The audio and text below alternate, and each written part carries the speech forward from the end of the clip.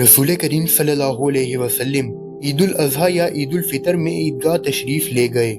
وہاں آپ عورتوں کے پاس سے گزرے اور فرمایا، اے عورتوں کی جماعت، صدقہ کرو، کیونکہ میں نے جہنم میں زیادہ تم ہی کو دیکھا ہے۔ انہوں نے کہا، یا رسول اللہ، ایسا کیوں؟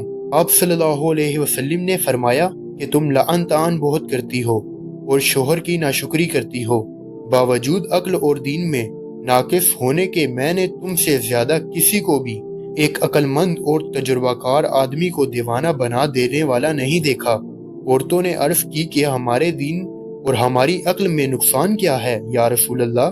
آپ صلی اللہ علیہ وسلم نے فرمایا، کیا عورت کی گواہی مرد کی گواہی سے نصف نہیں ہے؟ انہوں نے کہا، جی ہے۔ آپ صلی اللہ علیہ وسلم نے فرمایا، بس یہی اس کی عقل کا نقصان ہے۔ آپ صلی اللہ علیہ وسلم نے پوچھا، کیا ایسا نہیں ہے کہ جب عورت حائضہ ہو تو نہ نماز پڑھ سکتی ہے نہ روزہ رکھ سکتی ہے؟ عورتوں نے کہا، ایسا ہی ہے۔